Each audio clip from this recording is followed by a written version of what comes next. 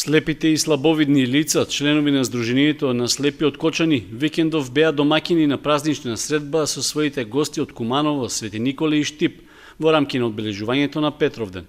Вообичаено, освен дружењето, тие има и меѓусебно одмерување на силите и знањата во шах и голбал. Според председателот на Кочанското Сдружение на слепи, основната цел на ваквите среќавања е разменување искуства и јакнење на меѓусебната соработка и пријателство. Дружењето е најбитно да се дружат, да се видат.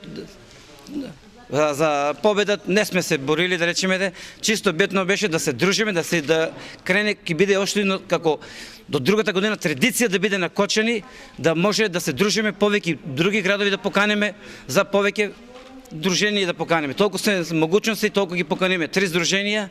Еве шах се одржа, еве голбал тука.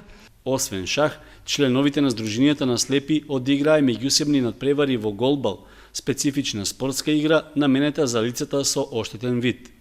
Македонија има и своја репрезентација во оваа дисциплина и досега одиграла неколку меѓународни надпревари. Како репрезентација со Македонија и има репрезентација на Македонија што е составена, меѓународни турнири кои сме учествувале во Белград, Србија, Бугарија, Босна, Грчка и така да, Косово. Овој регион, Балканскиот регион, учествуваме во тие такви турнири меѓународни. Па слушајте се, зависи кога, како, меѓутоа тука сме средни. На средбата во Кочани присуствуваше и председателот на Националниот сојуз на слепи на Македонија, кој рече дека се разговарало и за актуелни прашања за правата на слабовидните и слепи лица.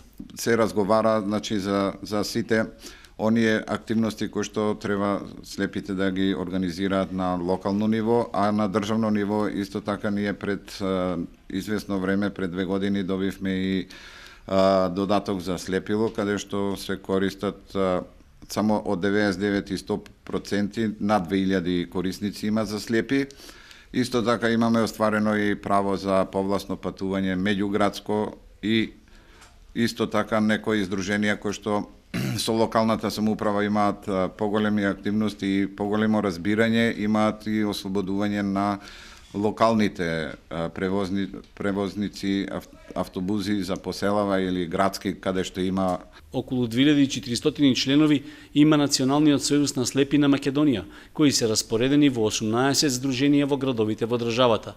Членовите на Кочанското здружение планираат од догодина Петровденската спортска средба да стане традиционална.